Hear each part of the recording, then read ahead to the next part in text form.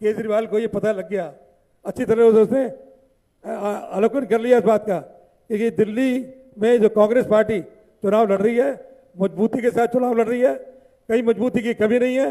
और हमने पहली गारंटी योजना 2500 रुपये हर महिला को, 25 लाख का बीमा, तो ये 2 निकाली है। अभी हमारी गारंटी और भी आनी बाकी है, मैं बताना चाहता हूँ आपको। और वो गारंटी ऐसी आएंगी जो दिल्ली के लोगों को भला करेगी। मैं तो एक ही बात,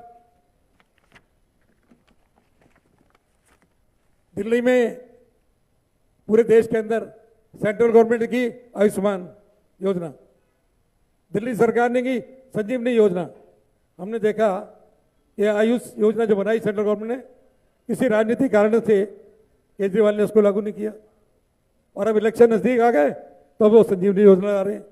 इन सब चीजों को देखते हुए प्रदेश कांग्रेस कमेटी के अध्यक्ष देवेंद्र यादव ने फैसला किया कि हम ऐसी स्कीम लाएं जो हर एक को उसका फायदा हो। और ये 25 लाख रुपए की जो हेल्थ बीमा होगा, जो आज बच्चा पैदा हुआ है उस पैदा होते ही उसका नाम भी उसी हेल्थ बीमा योजना के अंदर कवर होगा, तो दिल्ली के हर लोगों को इसका फायदा होगा। तो मैं कहना चाहता हूँ ये योजना बहुत अच्छी आई है दिल्ली वासियों के लिए।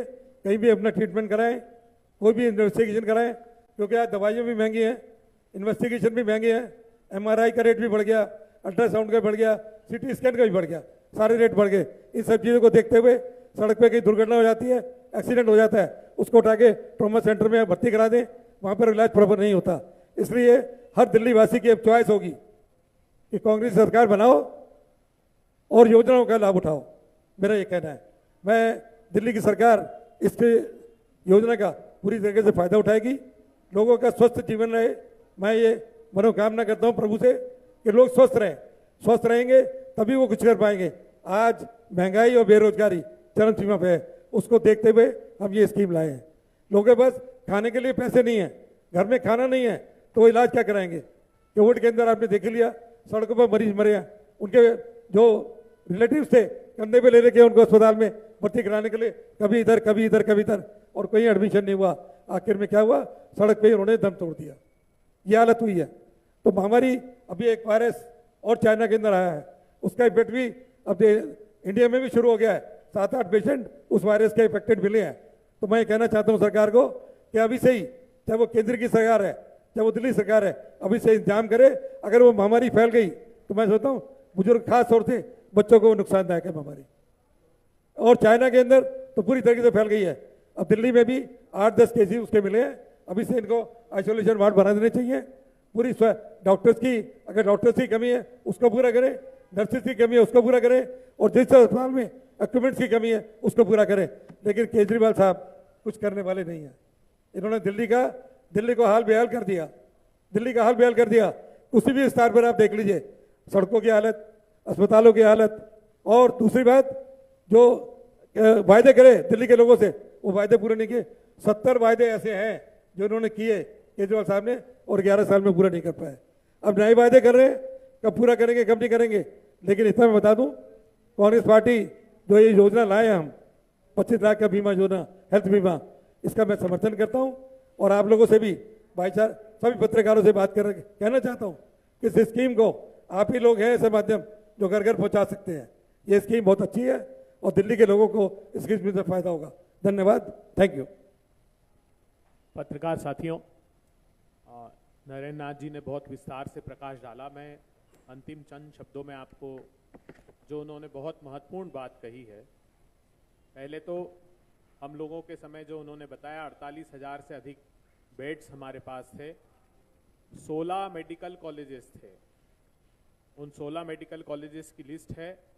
और जो अंडर कंस्ट्रक्शन हॉस्पिटल्स थे वो भी बड़ी संख्या में हमारे पास थे, जिसमें 200 बेड, 225 बेड, 7 ऐसे बड़े हॉस्पिटल्स थे जो 200 और 200 बेड से ऊपर के हॉस्पिटल्स थे, जो अंडर कंस्ट्रक्शन, टेंडर की प्रोसेस तक हमारे समय हो गई थी। जो एक गंभीर बात कही है नरेंद्र नाथ साहब ने, वो 1 अप्रैल 24 को उस कमेटी ने अपनी रिपोर्ट हाई कोर्ट में सबमिट की है। उसमें इतने गंभीर तथ्य आए हैं कि उन्होंने कहा है कि अर्जेंट फिलिंग ऑफ वैकेंसीज, उन्होंने कहा बड़ी संख्या में पद खाली हैं, उसको तुरंत भरने की आवश्यकता है। उन्होंने कहा कि there is a need for more staffing, doctors नहीं है, नर्सिंग स्टाफ नहीं है, need to be more efficient in filling vacancies. उन्होंने कहा कि बहुत तुरंत आपको इन वैकेंसीज को भरना चाहिए। Dedicated engineering and infrastructure maintenance team, इनएडिक्वेट training facility, और उन्होंने कहा है कि इनसफिशिएंट आईसीयू है, इनएडिक्वेट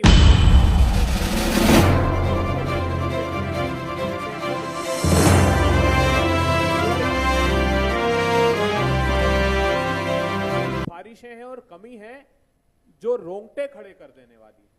तो इतना बड़ा ढिंडोरा पीटने वाली दोनों ये कलेक्टिव रिस्पॉन्सिबिलिटी मोदी सरकार और केजरीवाल जी की थी, जो दोनों एक शीश महल बनाने में लगे रहे। ना तो ऑक्सीजन मैपिंग की, आप विडंबना देखिए, कोविड के समय जब तिल तिल कर तड़प तड़प कर लोग मर रहे थे, कोविड का जब पता लगा था चाइना में, तब सबसे पहली मीटिंग कैबिनेट सेक्रेटरी ने सारे देश के चीफ सेक्रेटरीज के साथ की थी और उस दिन यह तय किया था कि ऑक्सीजन मैपिंग करनी है। मार्च 2020 के पहले की ये बात बता रहा हूं मैं, जब वहां से सूचना आई उसके बाद कोई मीटिंग नहीं की गई, कोई ऑक्सीजन मैपिंग नहीं की। तो हमने देखा कि कैसे ऑक्सीजन से तड़प तड़प कर लोग मरे। और हमारे कांग्रेस अध्यक्ष, प्रदेश कांग्रेस अध्यक्ष जी ने एक महत्वपूर्ण घोषणा और की है कि हम दिल्ली में सरकार बनने के बाद इस 25 लाख की योजना के साथ राइट टू हेल्थ का एक्ट भी सदन में पास करेंगे। उस राइट टू हेल्थ में आपको स्वास्थ्य का कानूनी अधिकार में इन सारी कमियों का निराकरण भी होगा और 100% दिल्ली वासियों को उनकी स्वास्थ्य की सेवाएं प्रदान की जाएगी। कोई आपके प्रश्न नरेंद्र नाथ जी से हो? एक मिनट में मैं आखिर में एक ही बात कहूंगा आपसे कि दिल्ली एक क्लास सिटी, इसको बना दिया केजरीवाल ने थर्ड क्लास सिटी। कोई सुविधा नहीं, कुछ नहीं। तो मैं तो आपसे एक ही बात कहूंगा कि हम लोग हर तरीके से ये स्कीम लागू करेंगे। सरकार बनने के बाद 25 रुपये हर महिला को देंगे। लेकिन दिल्ली को जो वर्ल्ड क्लास सिटी का सपना था, केजरीवाल साहब ऑस्ट्रेलिया, फ्रांस कह रहे थे, उसकी तरह हम इसे राजधानी को बनाएंगे।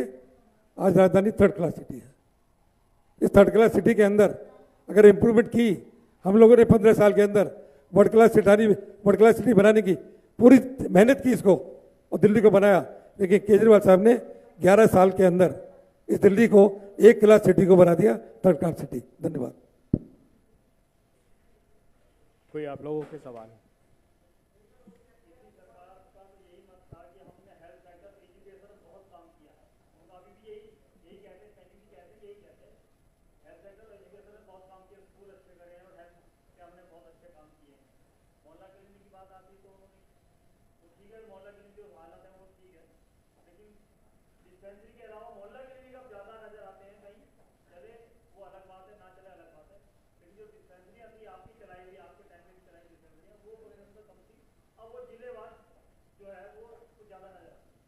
देखिए, डिस्पेंसरी दिल्ली में कम नहीं थी। दिल्ली सरकार की 750 डिस्पेंसरी दिल्ली सरकार की अपनी थी, कॉर्पोरेशन की डिस्पेंसरी अपनी थी। और टोटल मिलाकर ये देखिए बता रहा हूँ मैं, हॉस्पिटल पे 95, primary health centres 5, dispensary 1451, 267 maternity home and sub centres, polyclinics 19, nursing homes 835, 835 nursing home private, special clinics 27 और मेडिकल कॉलेजेस 16। तो जो काम शीला सरकार ने किया 15 साल के अंदर, मैं आज दावे के साथ कह सकता हूं कि जो गोल्डन पीरियड था दिल्ली के लिए वो 15 साल रहे हैं। आज वो गोल्डन पीरियड नहीं है, आज तो डिटोरेट कर दी दिल्ली को। और हेल्थ से जहाँ से इन्होंने कहा था, स्कूलों की बात आपने की, इसने कहा था 20 कॉलेज नहीं बनाएंगे, 500 स्कूल बनाएंगे। अरे भाई, मैं एजुकेशन मिनिस्टर भी मैं था, हायर एजुकेशन और स्कूल एजुकेशन मेरे पास थी। जितना काम एजुकेशन में हमने किया, शीला जी के समय मैंने 4 यूनिवर्सिटी बनाई, IP university, doctor Ambedkar university, technical university और लॉ यूनिवर्सिटी। मैं केजरीवाल से पूछना चाहता हूँ कि चारों यूनिवर्सिटी तो हमने बनाई, आपने कौन सी नई यूनिवर्सिटी बनाई? आपने कौन से नए कॉलेज खोले? कौन से नए स्कूल बनाए? पुराने स्कूलों पर रंग रोगन करने से या एसपीएस बनाने से वो स्कूल अच्छे नहीं हो सकते। 4-4 मंजिल आपने उस पर TRN पे खड़े कर दिए। अरे कोई पक्की बिल्डिंग बनाए स्कूलों की, बताओ। हमारे अपने टाइम पे बता रहा हूँ, मैं जब एजुकेशन मिनिस्टर था, हमने कम से कम 8-10 स्कूल पक्की बिल्डिंग, लैंटर्ड बिल्डिंग, 4 स्टोरी बिल्डिंग स्कूलों की बनाई थी। तो ये तो एक ढोंग है इनका कि हमने अस्पतालों के लिए किया, हेल्थ सेंटर के लिए किया, एजुकेशन के लिए किया, बाहर से टीम आई उनको दिखा दिए। लेकिन आज सही मायने में ना तो हेल्थ सेंटर बिल्कुल नाकामयाब, स्कूलों की हालत, कुछ स्कूलों की हालत रंग रोगन करने से नहीं सुधरती। वहाँ का हमें एजुकेशन सिस्टम भी, टीचर्स की भर्ती, वो जरूरी है भर्ती करना, टीचर्स की कमी है। और सबसे बड़ी बात है, हर साल 1-1.5 लाख बच्चा ड्रॉप आउट हो जाता है गवर्नमेंट स्कूल से। अगर एजुकेशन इतनी अच्छी है तो ड्रॉप आउट क्यों हो रहा है? वो पब्लिक स्कूलों की तरफ क्यों भाग रहे बच्चे? तो ना तो हेल्थ सेंटर में काम किया, ना स्कूल में किया। अभी तो ये खोखले वायदे थे इनके, अब कितने खोखले वायदे आप कर रहे हैं, कब पूरा करेंगे मैं नहीं कह सकता। लेकिन इतना मैं कह सकता हूँ कि दिल्ली को जो एक क्लास सिटी थी शीला जी के समय, आज केजरीवाल ने उसको बना दिया 3rd क्लास सिटी। कोई ना तो ऑस्ट्रेलिया के बेस पे, ना जर्मनी के बेस पे हम कह सकते हैं दिल्ली की राजधानी, लोग दिल्ली छोड़कर जा रहे हैं। क्यों जा रहे हैं? प्रदूषण की वजह से। दिल्ली में लोग रहना कहाँ चाहते हैं? अब तो कहते हैं दिल्ली गैस चैम्बर बन गया, चलो यहाँ से। बहुत माइग्रेशन दिल्ली से लोगों का हुआ है, बहुत ज़्यादा। कोई नोएडा में, कोई गाजियाबाद, कहीं इस तरीके से लोग, दिल्ली के लोग बाहर जा रहे हैं। अगर दिल्ली की हवा अच्छी होती तो अभी लोग न्यू ईयर के पे बाहर जाने के न्यू ईयर क्यों बनाते? दिल्ली में बनाते। दिल्ली की हालत अच्छी नहीं है, ये मैं आपसे कहना चाहता हूँ। आप, मैंने वक्तव्य नहीं सुना है, लेकिन हम लोग आश्वस्त हैं 5 तारीख को दिल्ली की जनता अच्छा प्रतिसाद कांग्रेस को देगी और 8 फरवरी को प्रचंड बहुमत के साथ कांग्रेस पार्टी।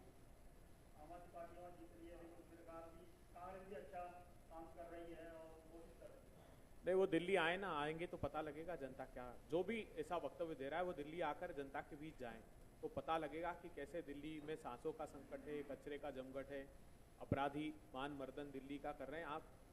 आपने अभी, हम शिक्षा पर भी बड़ा खुलासा करेंगे, इस बात का खुलासा करेंगे कि स्कूलों की संख्या हमारी सरकार के समय से कम हो गई। इस बात का खुलासा करेंगे कि हिंदुस्तान में जिन 5-6 राज्यों में ड्रॉप आउट रेट सेकेंडरी की सबसे ज़्यादा है, 10 से ऊपर, उसमें दिल्ली है। विस्तार से हम उस रिपोर्ट का खुलासा करेंगे। और मैं आग्रह करता हूँ, हम देवेंद्र यादव जी जल्द ही हेल्थ के संदर्भ में एक चिट्ठी भी केजरीवाल जी को लिखने वाले हैं। ये रिपोर्ट बेहद गंभीर है। मुझे नहीं लगता कि केजरीवाल जी ने, क्योंकि उसमें टाइमलाइन सेट की है कोर्ट ने, 30 डेज 90 डेज ऐसी टाइमलाइन उनकी सेट की है, जिसको हमने देखा है अभी कि अभी तक तो उसमें कोई एक रत्ती भर भी काम नहीं हुआ। थैंक यू भैया। अगर आपने हमारा अभी तक चैनल सब्सक्राइब नहीं किया है तो कृपया चैनल सब्सक्राइब कर लें, लाइक करें, शेयर करें, कमेंट करें। तो मिलते हैं फिर किसी और खबरों के साथ। नमस्कार।